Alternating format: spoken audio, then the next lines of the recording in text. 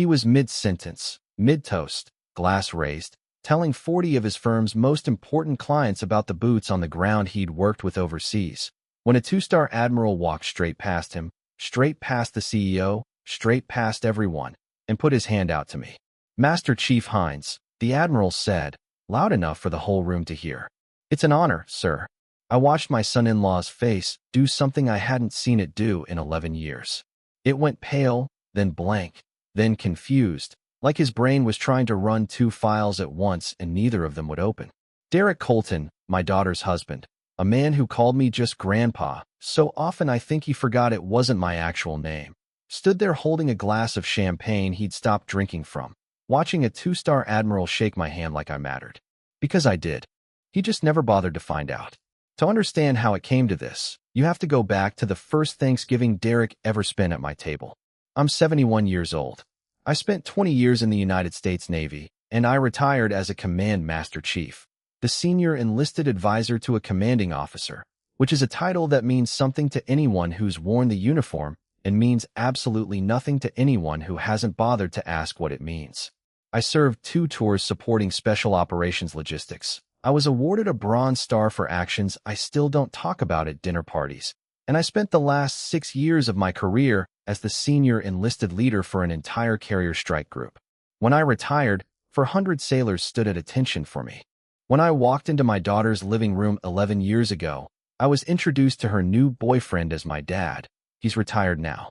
Derek shook my hand that first Thanksgiving, gave me the kind of smile you give a stranger's grandfather, and said, "Retired from what, sir?" "Insurance? Sales." I told him Navy. He nodded the way you nod when someone tells you they used to coach Little League. Polite. Forgettable. He'd moved on to my daughter Emily before I'd even finished the sentence. That should have been the end of it. A young man not knowing, and an old man not needing him to. But Derek didn't stay ignorant out of innocence. He stayed ignorant on purpose, because not knowing let him build a version of me that was easier to talk over. Derek works in business development for a defense contracting firm, the kind of company that sells communications hardware to the Pentagon and throws a lot of galas to remind everyone it does. In the 11 years he's been my son-in-law, I have heard him tell rooms full of people about the operators he's worked alongside, the assets he's coordinated with, the classified briefings he's obviously not allowed to discuss. I've watched grown men in expensive suits nod along like Derek was a war hero instead of a man who has never once, in his entire life, worn a uniform of any kind. And every single time, at every family dinner, every holiday, every backyard barbecue, if I so much as mentioned the Navy, a joke, a memory, a piece of advice, Derek had a way of talking right over it. "Grandpa's got Navy stories," he'd say to my grandkids, Mia and Jack, with this little smirk, like he was doing me a favor by acknowledging I existed. "Just Grandpa, though? Not like real Navy." And the kids would laugh, because kids laugh at whatever the loudest adult in the room laughs at. And Emily would give me this look across the table, apologetic, tired, the look of a daughter who married a man she still hasn't figured out how to manage. I want to be clear about something, because I think it matters. I never once corrected him. Not because I was ashamed. Because I didn't need Derek Colton's approval to know what I did with 20 years of my life. There's a particular kind of peace that comes from real service. You don't need it repeated back to you by people who weren't there. My internal ledger kept a quiet tally, sure. Just Grandpa. Every time he introduced me to his colleagues as my wife's dad, he's retired, does some woodworking now. Every time he corrected me about military protocol at the dinner table like I hadn't lived it for 2 decades. I noted it all. I just never spent it. What Derek never bothered to learn is that the woodworking he mentioned so dismissively pays for exactly nothing, because my pension and my consulting work for a veterans logistics nonprofit pay for plenty. What he never bothered to ask is why 3 separate active duty officers have shown up at my door over the years, not to visit Emily, not to see the grandkids, but to see me, because I trained half the senior enlisted leadership currently serving in the Atlantic Fleet. He never asked, because asking would have meant treating me like someone worth knowing instead of a punchline that made him look sharper by comparison. My late wife, Carol, used to tell me I was too patient with people who underestimated me. She passed 6 years ago, and if she were here, she'd tell you I got worse about it after she died, not better, because grief makes you quiet in ways that people mistake for weakness. Derek mistook it for weakness. My real friends never did. Retired Master Chief Danny Ruiz, who served under me for 4 years and still calls me sir out of habit even though I've told him to stop, used to ask me why I let Derek talk to me like that. Because it costs me nothing, I told him, and it'll cost him something eventually. Danny laughed at that. He didn't know how right I'd turn out to be. The turn came on a Tuesday, and it came from Emily, not from me. Emily is my daughter, a labor and delivery nurse with more backbone than her husband gives her credit for. And 11 years of watching Derek diminish me in front of her own children had apparently reached its limit. She called me, and her voice had that flat, careful tone she gets when she's furious and trying not to sound it. "Dad," she said, "Derek's company is doing a Veterans Appreciation Gala next month. He wants to bring you. He wants a photo with you for his LinkedIn. He told his boss you were, quote, a Navy guy, real salt of the earth type." I asked her why that mattered enough to call me about it directly instead of just texting the invite like usual. "Because his firm is up for a contract renewal," she said, "and half the people at that gala outrank anyone Derek has ever met in his life, and he has no idea. He thinks you're set dressing, Dad. He thinks you're going to make him look authentic." There it was. 11 years of just grandpa, and now I was useful, not as a father-in-law, not as a man, but as a prop for a business deal. I sat with that for a minute. Not angry, exactly. Just clear. Clear in the way you get when a fog finally lifts and you can see the whole shape of something you'd only felt the edges of before. I didn't raise my voice. I didn't call Derek and set him straight. I did what 20 years of naval leadership taught me to do when something needs fixing. I gathered information, I identified the people who could confirm it, and I let the situation build its own momentum. I made one phone call to an old friend I hadn't spoken to in almost 2 years, Rear Admiral Grant Whitfield, who I trained as a young petty officer 30 years ago and who I stood next to at more change of command ceremonies than I can count. I told him about the gala. I told him Derek's firm's name. Grant went quiet on the phone for a second, and then he laughed, that same laugh he had at 24, now with 3 decades of rank behind it. "Walt," he said, "I know that firm. I'm speaking at that gala." Keynote. I hadn't planned that. I want to be honest about that, because I think it matters. I wasn't engineering a trap. I was simply telling an old friend where I'd be, and the universe, or the Navy, or whatever you want to call the strange small world of people who've served together, handed me something I didn't ask for. Grant asked if he could tell the event coordinators he wanted to personally greet me at the reception. I told him that was up to him.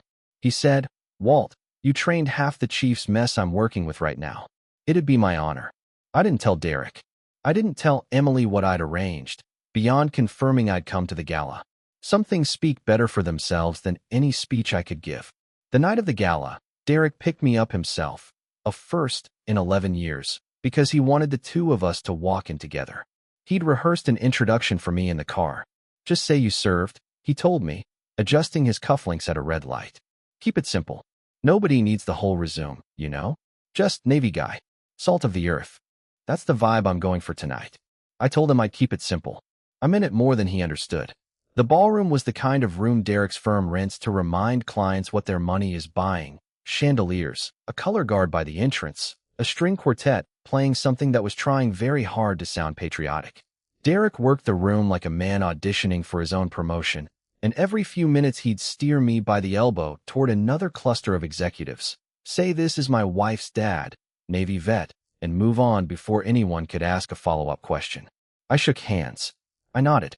I let him narrate me the way he'd narrated me for over a decade. Then the lights dimmed for the keynote, and the MC introduced Rear Admiral Grant Whitfield, and I watched Derek's posture straighten with genuine excitement. Because this, an admiral, a real one, on stage, in front of his firm's biggest clients. This was the kind of proximity to authority Derek actually understood and wanted. He leaned toward me and whispered, "This is huge for us. We've been trying to get this account for 2 years." I just nodded. Grant gave a strong speech, sharp and unsentimental, about the sailors who never make the recruiting posters, the ones who keep engines running and supply chains moving and command structures intact, the invisible architecture that makes the visible heroism possible. And then, near the end, he did something that wasn't in the program. "Before I close," Grant said, looking out over the room, "I want to acknowledge someone in this audience tonight. Most of you don't know his name. I guarantee every senior enlisted sailor in the Atlantic Fleet does. He paused, scanning the tables, and I felt Derek go very still beside me. Command Master Chief Walter Hines trained me when I was a 24-year-old petty officer who didn't know port from starboard. 20 years of service. A Bronze Star. He'll never mention himself, so I'm mentioning it for him. Senior enlisted advisor for an entire carrier strike group. If you've ever wondered what real leadership looks like, not the kind with a title, the kind that gets 400 sailors to stand at attention out of genuine respect, it looks like the man sitting at table 12. Master Chief, would you stand, sir? The room turned. Every face at every table, turning toward table 12. Toward me. I stood. Because that's what you do when your name is called that way. Even at 71. Even in a rented tuxedo. Even next to a son-in-law whose champagne glass had gone completely still in his hand. The applause started slow and then wasn't slow at all. It filled the whole ballroom, and I saw men in expensive suits actually rise to their feet. And I saw the CEO of Derek's firm, a woman named Patricia Kong who I'd been introduced to 40 minutes earlier as Emily's dad, looking at me now like she was seeing an entirely different person occupy the same chair. And I saw Derek. I saw 11 years of just grandpa rearrange itself behind his eyes in real time. I saw him do the math, the woodworking jokes, the interrupted stories, the way he'd introduced me tonight as keep it simple, nobody needs the whole resume, landing against what he was watching happen in front of his most important clients. He didn't say anything. He couldn't. His mouth opened once and then just stopped. After the applause settled and Grant stepped down from the stage, he came straight to our table, not to Derek, to me, and he shook my hand the way he'd shaken it in the ballroom entrance an hour before I'd known he'd say a word about me. And this time he said it loud enough for the whole table to hear again. Master Chief Hines. It's an honor, sir. Patricia Kong appeared a moment later, practically elbowing past Derek to introduce herself to me properly this time. Asking questions about my consulting work, asking, with real interest, the kind Derek had never once shown, what a Bronze Star citation actually said. Derek stood there through all of it, holding his glass, saying nothing, because there was nothing left for him to narrate. I hadn't asked for the moment. I hadn't engineered a confrontation.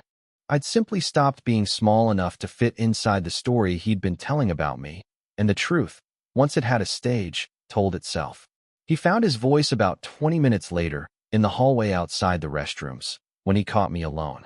You could have told me, he said, and there was something almost wounded in it, like I'd deceived him instead of simply outlasted his assumptions. I told him the truth.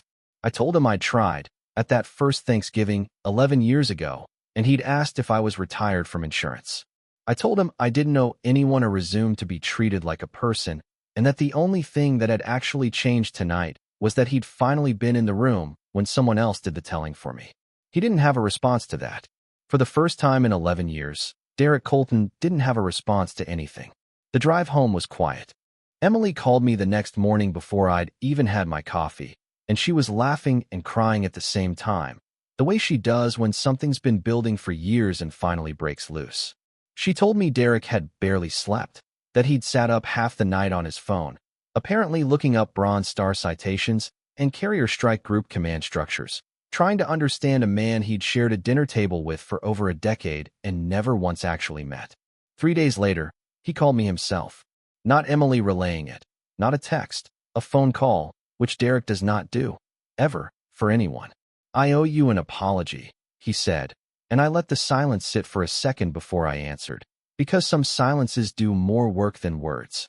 He apologized properly, not the kind of apology that's really an excuse wearing a nicer coat, but an actual accounting of what he'd done, 11 years of it, out loud. He asked if he could take me to lunch. Just the two of us. No agenda, no LinkedIn photo, no gala to leverage. I said yes. I'm not interested in punishing Derek for the rest of his life for being a fool for 11 years. I've buried a wife. I've buried friends. I don't have the appetite for grudges that outlive their usefulness. But I also didn't pretend the apology erased the ledger. Some things, once counted, stay counted. I told him that lunch was a start, not an ending. And that respect isn't a photo op. It's a habit, and habits take longer than one gala to build. These days, when Derek introduces me to people, he doesn't say, just grandpa anymore. He doesn't say Navy guy either. like it's a category instead of 2 decades of a man's life. He says my name and my rank, and he lets the silence after it do whatever work it's going to do. Mia and Jack ask me real questions now, about the Bronze Star, about what a Command Master Chief actually does, about the ships I served on, and I answer them the way I always would have, if anyone had ever bothered to ask. Grant and I still talk every few weeks. Danny still calls me sir, and I've mostly stopped correcting him. I think about that ballroom sometimes. The exact second Derek's face went pale, the second his glass stopped halfway to his mouth. Not with satisfaction, exactly. More like relief. 11 years of being underestimated by a man who called me just grandpa, and it turned out I never needed him to see the whole of me. I just needed one room, one honest voice, and one moment where the truth didn't have to ask anyone's permission to be spoken out loud. If you've ever been the just in someone else's sentence, just grandpa, just mom, just the quiet one at the table, I'd love to hear your story in the comments. You never know who's actually sitting at table 12.